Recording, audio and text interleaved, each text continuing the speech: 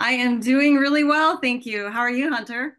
I'm doing so well. It's nice to connect with you. We connected on LinkedIn last week, and now we get to jump into it. So I'm so happy you're here. Where are you calling in from today?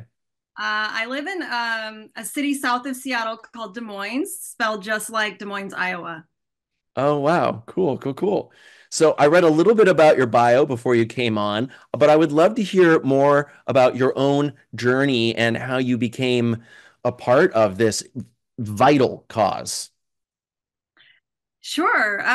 Yes, I have kind of an unconventional background as far as my childhood. Well, I consider myself a third culture kid because both of my parents are native, Spanish speakers. My father was born in Cuba. My mother was born in Colombia. They immigrated to the U.S. in their teens. And I was actually raised as a military kid or a military brat. So I actually was born in Spain, in Madrid. We were stationed there in the Air Force, and then we lived in Austin, Texas for 5 years, and then we moved to England, just outside of Cambridge, for 3 or 4 years, and then we moved to Japan. So I've lived in three countries other than the U.S., and I have now called Seattle, the Seattle area, my home for over 30 years. So that's kind of a record. But so yeah, I had kind of a really fascinating global worldview from birth, and I really feel that strongly that those experiences, those cultural experiences and immersions, and especially all the very many I guess groups of people who I kind of grew up with in the military. There's a lot of kind of multiracial families, and my fellow classmates all look different. So we were kind of a mixing cultural melting pot, right? So I really feel like that is really what inspired me to want to be to make a bigger difference and be a part of my community, and also I guess have that like global mindset and just being aware of what is going on in the world around me, because I didn't have the typical US worldview growing up. Yeah, absolutely. I can only imagine how having that exposure at an early age where you can see that it's not the same for everyone as you went through Absolutely. many different places. Yeah, absolutely. Especially going into civilian life. That was a kind of a big eye opener of all the inequities that I saw growing up, Mm. coming to the city called Burien, also outside of Seattle. It is definitely lower socioeconomic class, and just seeing that disparity, because in the military, like, everything is taken care of. You get housing, you get all your health care, your benefits, your education. There are no like really additional fees that, like, say, going to school and paying for all these activities and being part of sports, like all of that was included. So my family definitely faced those kind of barriers, financial barriers, because we were basically starting over, getting out of the military and kind of Mm. transitioning to civilian life. So I think those two experiences really shaped me into the future career I pursued.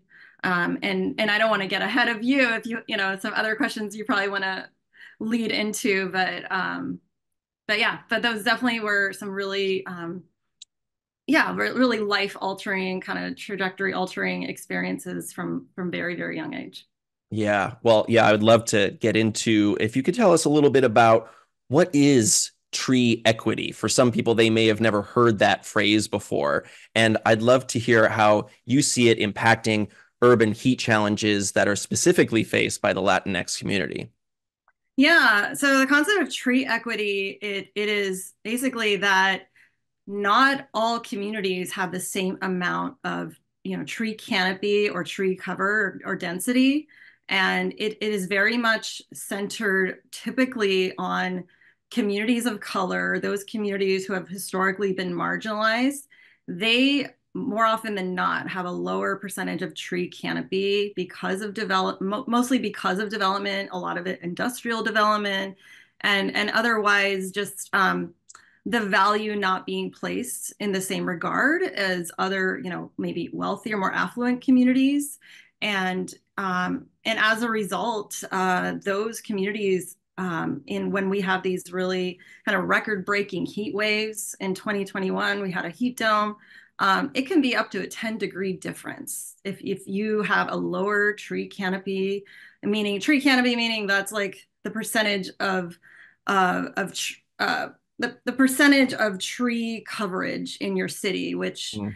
as some of us know, that also lends, it has the benefits of cooling, cooling the air. There's carbon sequestration. So, and it also, to compound that, a lot of, I guess, less affluent communities, so like those historically marginalized ones, they're typically a lot of more older homes that haven't been upgraded. They don't have really good insulation. And I don't know how many of you are calling in from the Seattle area, but we still don't have a lot of AC. That is not a standard in our homes. It is, it's now becoming more of a requirement more than a luxury. A lot of people, and it's because of the last 4 years being so insanely hot. Like we are Yeah. getting in the 90s on a typical summer, and that is so unusual for us. I mean, we did hit over 100 in 2021. I know Portland had like record breaking like 112 or something like that. So yeah, we're all having to adjust in many ways. This is not the norm, and we know that. And so those communities that prioritize having tree canopy, I have actually a good friend of mine who's a fellow naturalist who I led a wonderful a meetup talk called let me pull it up. It is called Urban Forest: The Effects of Urban Heat Islands.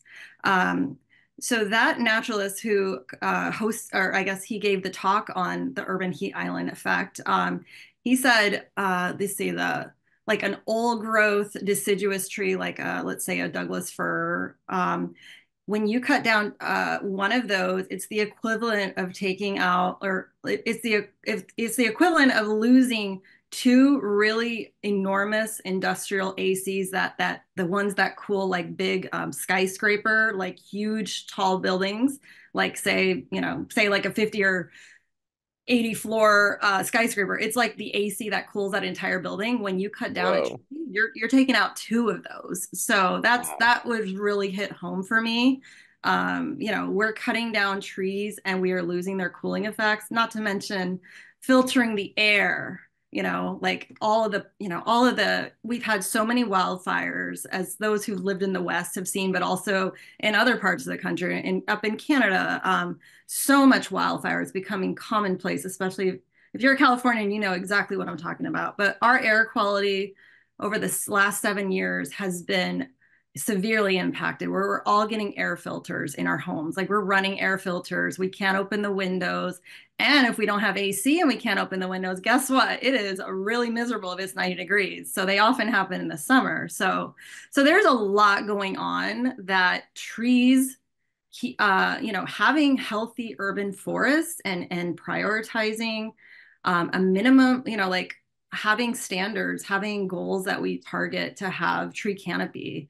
Um, and I don't know if I'm allowed to post links in the comments, but there's a Sure. really fantastic tool. If you're curious about what your tree canopy score is, there's actually, and actually equity is right in the name. It's called the treeequityscore.org. And it's a tool that you can put in your own address or your location. It'll tell you at that exact location what your percentage of tree canopy. And what's also interesting is it tells you the demographics of that exact location. It'll tell you how many people of color, how many seniors, how many children. So those are all, we're talking all vulnerable populations. So children, the elderly, those with are immunocompromised, those people that have the most issues, like when they tell you you can't go outside when the air quality is at a really high, very unsafe level, they can't leave Mm. the house because their breathing is compromised and their health is compromised if they have, you know, respiratory or any lung issues. They're basically homebound, and you don't want children going out in that. You don't want the elderly. Yeah. So yeah, so trees have a lot to do with all of that.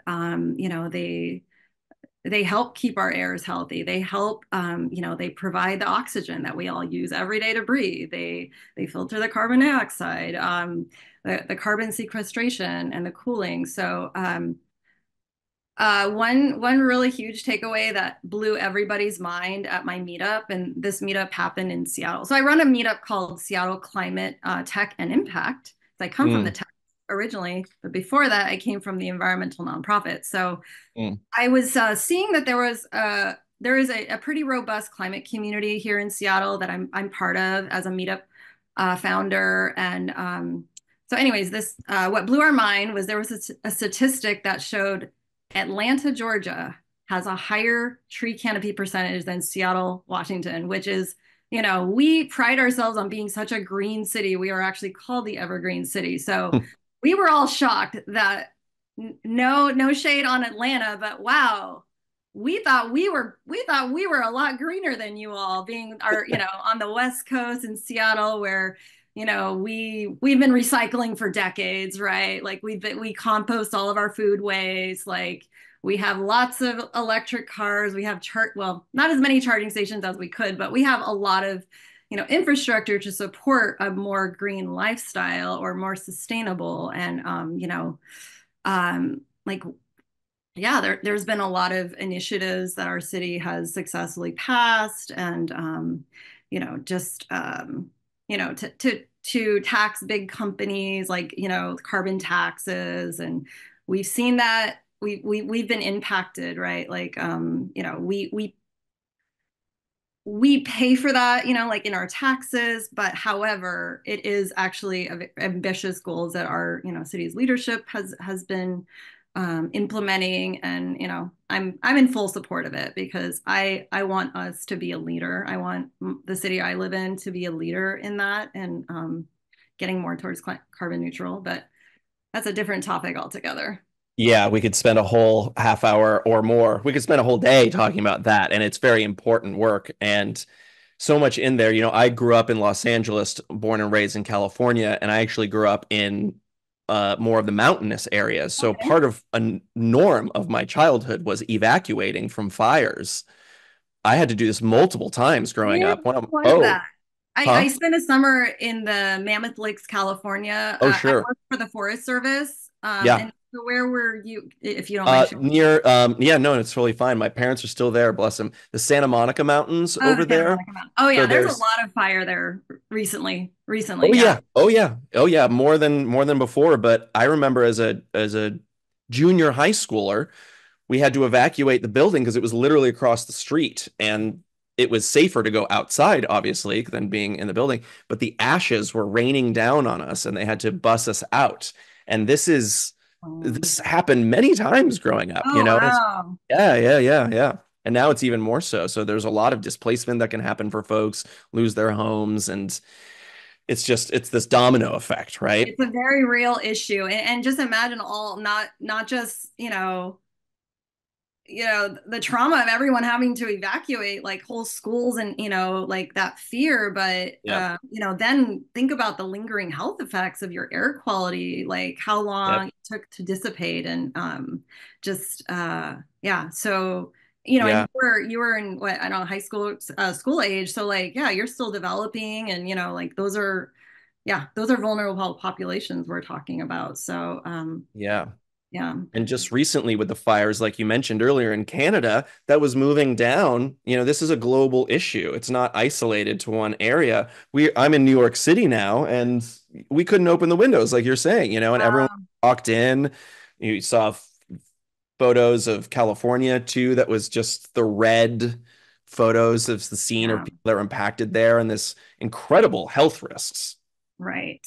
Um, I know we haven't gotten to this part, but I mentioned a good friend of mine is a fellow naturalist. So I'm in a naturalist program right now, studying to be one, because um, my passion is actually providing nature-based programming, or nature-based climate solutions. But I'm studying to be a naturalist so I can provide programming in my city where I live, through the Mm. Parks and Rec department, to from children to adults, various different topics. And so I've been in this 10-month program. I'm going to be done next month. And we actually have had to plan two of our trips around the wildfires actively going on. So we went to Mount Rainier 2 months ago, and there was a wildfire in a place called Natchez on the eastern side of Mount Rainier, and we almost called it. I mean, we were all using our wildfire apps, the same one. What is it called? Like I can't remember, but it's an app. We all downloaded it so we could track and like monitor the status of this to see if we'd have to cancel and reschedule for another time. And then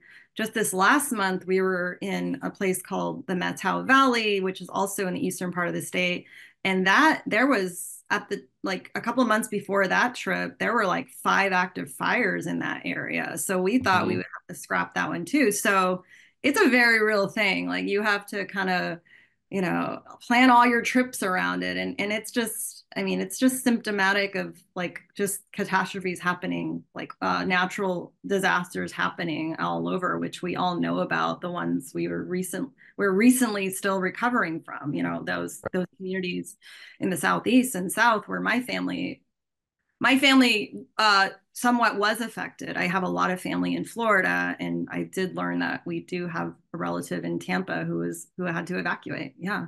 So Yeah. everyone is fine, but yeah, I watch Florida hurricane season very, very, very closely. But Hmm. here we worry about wildfires. Right. That's our, that's that's our natural, I guess, I don't want to call it disaster, that we're Yeah. always following here in the West. So as you know, growing up there, but Yeah. yeah, so why it's important, tree equity. I mean, it just having green spaces also, I haven't touched on this, is such a huge benefit for our mental health. There has Hmm. been a lot of research on this. I have been digging into about um, and I think anyone, all of us who got through COVID, a lot of us discovered this, even living in urban areas, as much as we could get outside to see Hmm. trees, to see grass, to see nature continuing on. I have to say, it personally saved me through the pandemic. And Yeah. I had just moved to Des Moines like the summer before. We were just my husband and I just getting settled in, and then we were in lockdown, and we never really got to explore our city because it was like pretty much shut down. And like all I did was look outside my window, watch wildlife, watch birds, and I became a very, very, very, very passionate birder as a result of rediscovering nature in a big way during the pandemic. And I think Hmm. that it helped all of our mental health if we could get outside. Everyone was walking, people were just flooding all the trailheads, people were like going to camping and going to parks and going anywhere we possibly could. I mean, I don't think the outdoors has ever seen as much visitation. People are still going to national parks, like flooding them right now. Like it My just mom is in Yosemite right now, literally. yeah, She's never yeah. I been. She's like mean, first time they going. are having their best visitation record numbers ever. Yeah. So there is a lot of research, and in fact, there was some research actually done in my own city and neighboring cities about the top reasons people go and visit our trails and our green space is to be in nature, to view wildlife, and just to kind of relax, like just enjoy nature. So that is another reason why having and keeping these open, undeveloped green spaces is so, so important, because we need the greater biodiversity that is found there. We want to see healthy trees, beautiful forests, have shade, see wildflowers and green, like greenery. We need to see that, like just uninterrupted green space, and just have a relaxing, like your blood pressure immediately goes down, your breathing gets kind of calmer, you just feel at ease. You know you might still have your device on you, but you're probably not on it the whole time, because I know when I walk into nature, it is my mindfulness time. I just get Hmm. really grounded, and I just like take it all in. And of course, because I'm studying to be a naturalist, I am looking everywhere I could for signs of wildlife, and I will pick up things to have to add to my collection. So because I will, like, use that in my education. Like, here's a cool saw whet owl feather I found. Here's Here's a cool chitin shell that I found on the Olympic Peninsula on the beach when we were doing a tide pool exploration one weekend, so yeah, I'm always kind of really present when I'm in nature. And so the mental health benefits just cannot be they can't be stressed enough how valuable they are. So there are so many studies we've heard about forest bathing, we've heard about people in hospitals who are recovering, if they have a view of the outdoors where they're seeing any kind of nature, they recover sooner, they recover quicker. Um, so, you know, we just want to preserve that greenery and just like place that importance on every community should have the same right to tree canopy, to green spaces, to places to recreate outside in nature, because it's absolutely like a human right. I really feel like we all should have equal access to it, and access is a big issue. Yeah. There's so many private areas that are not open to us. You need us, like in where we live in Washington State, you have to pay for passes to go to most of our parks. I mean, there are some kind of public lands that are open, but we have, like, if you want to go into the forest, you need a forest pass. If you want to go to our state parks, you need a Discover pass. Of course, a national park, you need a national park pass. So like they're not accessible to everyone. So having free public access in your own city, in your own neighborhood, you can easily get to, that you don't need a car to get to, that you can walk to. Like that's to me another example of equity. You know, having enough places that we can accessibly and easily get to in our own cities and our own neighborhoods, for that mental health benefit, for recreation, for exercise, to, maybe you want to learn about plants, like plant ID. Maybe you want to forage for mushrooms. Maybe you want to, look for other signs of wildlife, birding, right? I can't, I always encourage birding, because it's actually, it has also been shown that uh, the elderly, they actually can retain a lot more of their memory through birding, because you're always Huh. having to remember what birds like ID and sounds and, sights, and your recollection. It improves your memory and also has a huge positive mental health boost. So Oh, I've wow. done a couple of studies on birding in the brain and just like how Yeah. cognitively it improves our cognition to actually learn how to bird and actually learn to ID what you're hearing and seeing. And yeah, it's been great. It's Well, been if a you, really fun journey. yeah, if you need a title for an upcoming book, Birding on the Brain is definitely a good title. That's a good one. Okay. Yeah, I did a talk on it. I took a facilitation course last year, and Yeah. that was my presentation. It was birding in the brain, but There you good book go. title. Yes. Yeah. So I'm curious, you're on the front lines, you're doing this daily. I'm sure I'm getting fired up listening to you because this is also a topic that's passionate to me. What can folks do to get involved with their local governments? How, because you're talking about how it's so important to have something that we can walk to, but some people might feel that's out of my control. How do you recommend folks that want to jump in get involved? Yeah. I would say find out, who is managing, if you're lucky enough to have parks and trails in your city, in your neighborhood, or surrounding neighborhood, find out who's managing them. Like maybe I would actually look into what your city's strategic plan is. Does it include, you know uh, what does it include for as far as recreation, for expanding? Are they maintaining, are they improving trails? For example, are they ADA accessible?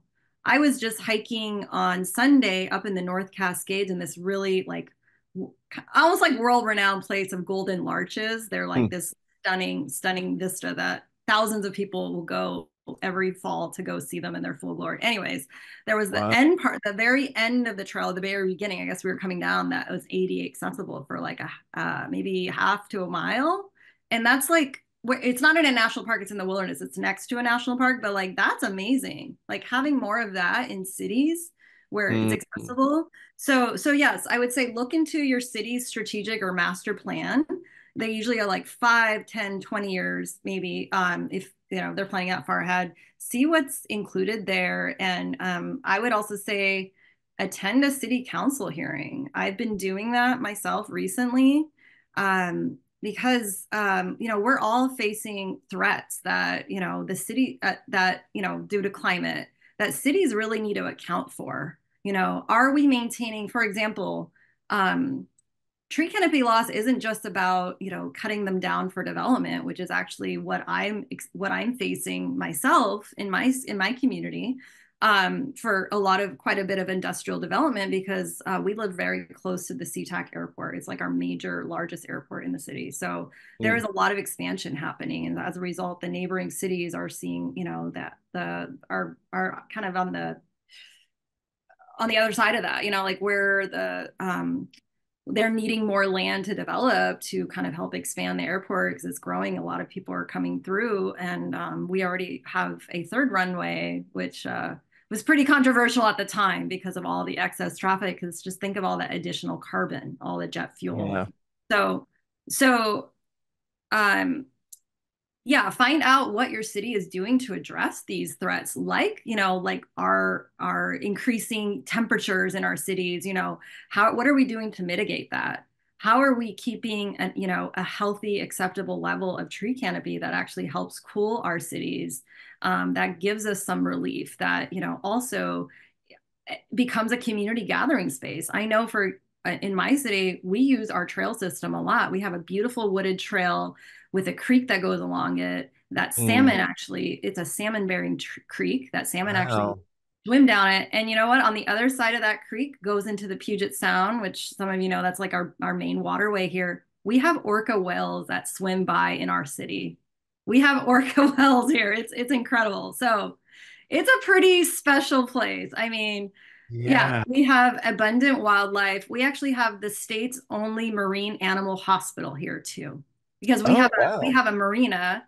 We have a marina in Des Moines, and we have it's only been a couple years in here, but yeah, that's the state's only marine animal hospital. And my birding group, because I do run a birding group, we got a special private tour because Oh, we were cool. kind of a conservation minded group, and they really wanted, to give us a special VIP kind of behind the scenes tour. So yeah, so it's a really special place, and it is a community gathering place. Like people of all ages, walkers, or like people that are walking, but also like dog walkers, their families, kids, babies, seniors. Like everybody uses these trails, and people Mm. develop friendships, and they see the same people going every day. So yeah, finding out what your city is doing to preserve these like kind of community gathering spaces.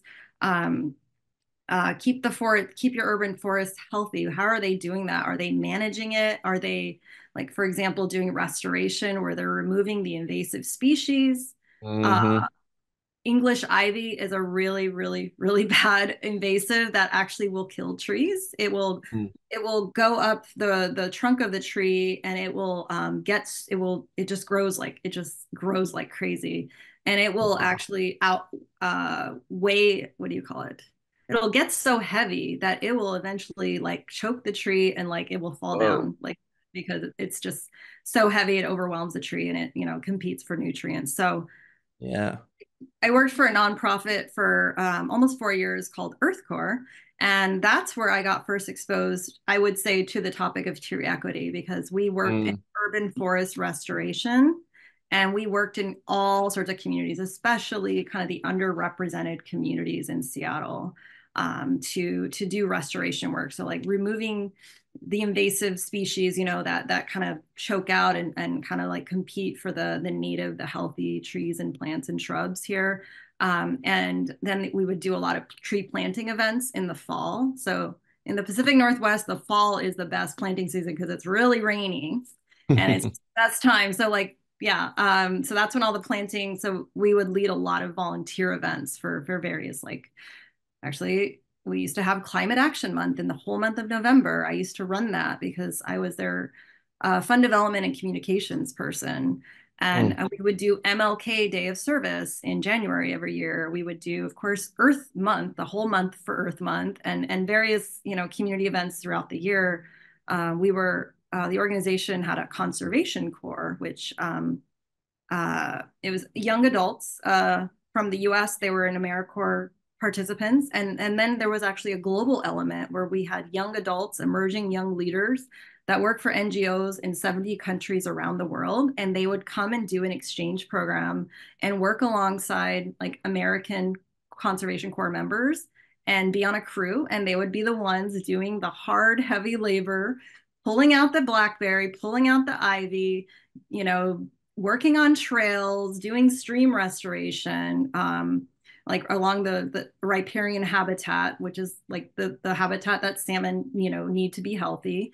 And so, yeah, it was an amazing experience working there. But Earth Corps has a very, very strong social justice ethic, and that's where I really got exposed to it in a workplace setting, I would say, for the first time. So, in fact, their current executive director is a Latinx woman, which is incredible. It's their very first executive director who's a woman, and she happens to be a Latinx one. So, I look forward to Nice. meeting her. Yeah. Yeah. Wow. Amazing. Wow. Well, unfortunately, we're out of time. We could talk all day.